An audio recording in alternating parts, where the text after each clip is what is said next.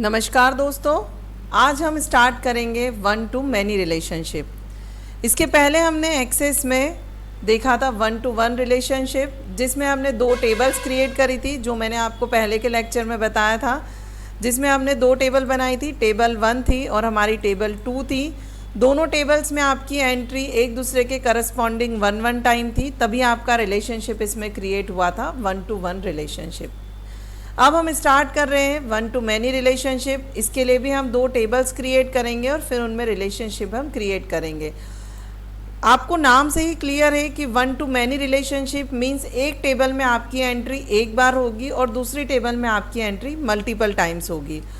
Suppose हमारे पास दो table है ए और दूसरी टेबल है हमारे पास बी, तो ए टेबल की एक एंट्री दूसरी टेबल की मल्टीपल एंट्री से रिलेट करेगी और दूसरी टेबल की मल्टीपल एंट्रीज पहली टेबल की एक एंट्री से रिलेट करेगी। इसे कहते हैं हम वन टू मैनी रिलेशनशिप। तो स्टार्ट करते हैं हम टेबल क्रिएट करना। क्रिएट पर जाएंगे, टेबल पर हम क्लिक करेंगे, जो हम पहले भी कई बार कर चुके हैं। टेबल पे क्लिक करा, राइट क्लिक करके हम जाएंगे टेबल के डिज़ाइन व्यू में। इसमें हम जो टेबल क्रिएट कर रहे हैं वो पहली टेबल हमारी रहेगी कस्टमर की। हमारे पास कौन कौन से कस्टमर्स हैं हम उनकी एंट्री करेंगे। तो टेबल में आप एंट्री जब करेंगे तब कॉलम आपके अकॉर्डिंग आप चेंज भी कर सकते हैं। पहला कॉलम मैंने यहाँ लिया है कस्टमर का आईडी।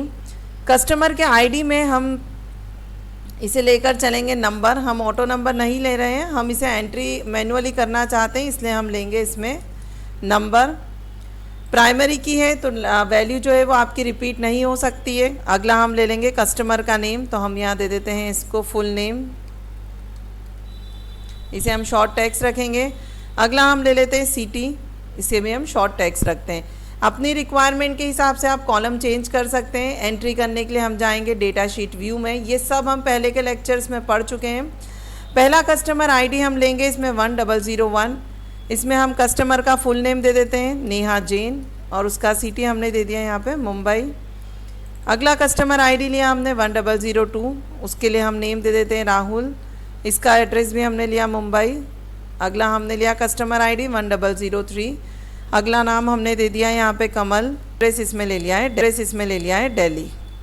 3 एंट्री करिए, बाकी मल्टीपल एंट्रीज हम कर सकते हैं।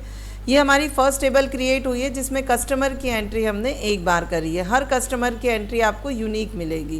अब हम एक और टेबल क्रिएट करते हैं। फिर से हम जाएंगे हमारे टेबल सेक्शन में, राइट क्लिक करेंगे। फिर से हमें टेबल को डिज़ाइन करना है तो हम डिज़ाइन व्यू में जाएंगे। यहाँ आपकी टेबल का नाम देंगे आप ऑर्डर। किस कस्टमर के कितने ऑर्डर से इसकी एंट्री हम हमारी ऑर्डर्स नाम की टेबल में यहाँ पर करने वाले हैं। जैसा कि आपको समझ में आ गया होगा नाम से कि एक कस्टमर के एक से ज़्यादा ऑर्डर्स हो सकते हैं, इसलिए हम यहाँ पे ऑर्डर्स वाली टेबल को क्रिएट कर रहे हैं। ओके पे क्लिक करेंगे। पहला कॉलम हम इसमें लेंगे ऑर्डर आईडी, इसे भी हम रखेंगे नंबर। अगला कॉलम हम इसमें लेंगे कस्टमर आईडी, क्योंकि रिलेशनशिप तभी बनेगी जब दोनों टेबल्स में कोई कॉलम मैच करेगा, इसे हम रखेंगे नंबर। अगला कॉलम हम इसमें लेते हैं ऑर्डर के बाद आपने आईडी आपने ऐड करा है। अगर आप चाहें तो यहाँ पर आपका ऑर्डर का डेट दे सकते हैं कि आपकी ऑर्डर की डेट क्या है। यहाँ हमने दे दिया ऑर्डर की डेट के लिए डेट टाइम लिया है। और अगला हम ले लेते हैं प्लेस, कहाँ आपका ऑर्डर प्लेस हुआ है, कहाँ आपका ऑर्डर आपका प्लेस करना है, इसे हम शॉर्ट टेक्स्ट रखते हैं। राइट क्लिक करके डेटा शीट व्यू में जाएंगे, हम यस करेंगे। पहला ऑर्डर का आईडी हम लेते हैं 101। पहला ऑर्डर है हमारा कस्टमर 1001 का। ऑर्डर की डेट आप सिलेक्ट कर लें यहाँ से। प्लेस इसका दिया मैंने यहाँ पे मुंबई, आप प्लेस अलग भी दे सकते हैं। 1001 जो कस्टमर था उसका एक और ऑर्डर है जो है आपका 11 तारीख का। यहाँ पर आपने उसकी एंट्री कर दी है, ये भी आपको प्लेस करना है मुंबई में। हम पहले वाले ऑर्डर का डेट अगर चेंज करना चाहें तो कर सकते हैं। इसका डेट मैंने यहाँ पर कर दिया है 05। यहाँ पर ऑर्डर आईडी हमने करा 102। अगला ऑर्डर आईडी यहाँ दिया हमने 103, वो भी हमारे कस्टमर 1 का ही है जिसका हमने आईडी लिया था 1001। इसके तीसरे ऑर्डर की डेट हमने ली है 19 तारीख और इसको हम प्लेस करेंगे दिल्ली में।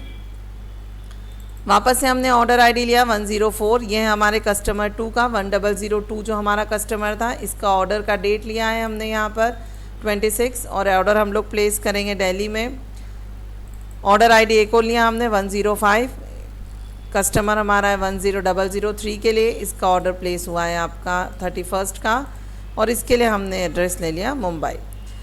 तो इसमें आपको जो आपकी एंट्री दिख रही है, इस एंट्री को हम थोड़ा सा एक बार रिव्यू करते हैं। 1001 जो कस्टमर है उसके 3 ऑर्डर्स हैं, 1002 कस्टमर का 1 ऑर्डर है और 1003 कस्टमर का भी आपका 1 ही ऑर्डर है।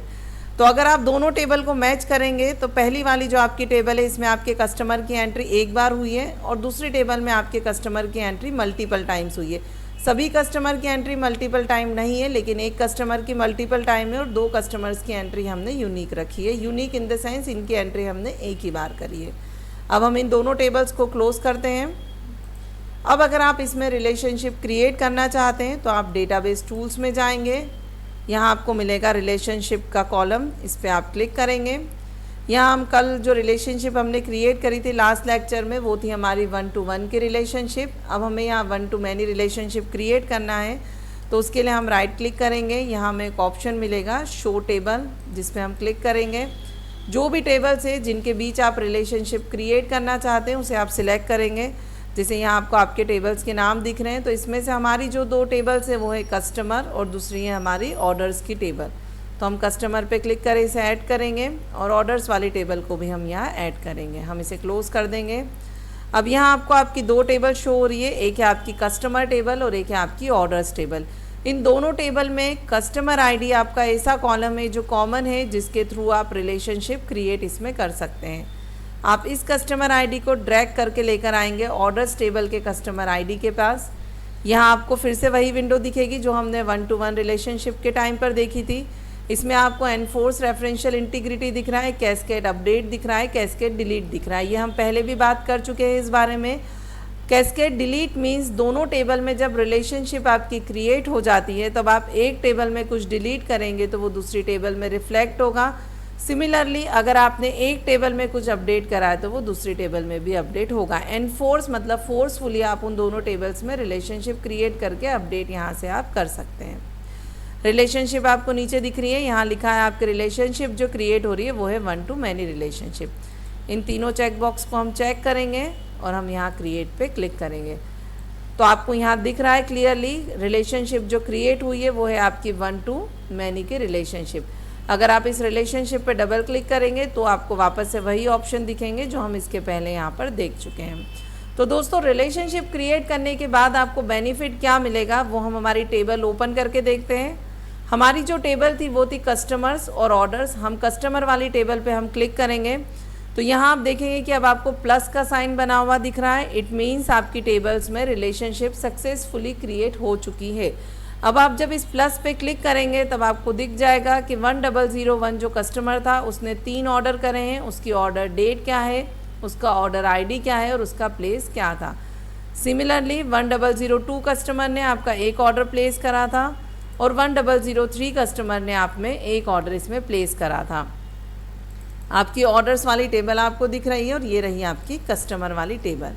अब हम इसमें एक आध कस्टमर या 1-2 ऑर्डर्स और रिफ्लेक्ट करते हैं। ये मेरी जो ऑर्डर्स वाली टेबल थी, रिलेशनशिप क्रिएट करने के बाद भी आप इसमें एंट्री कर सकते हैं।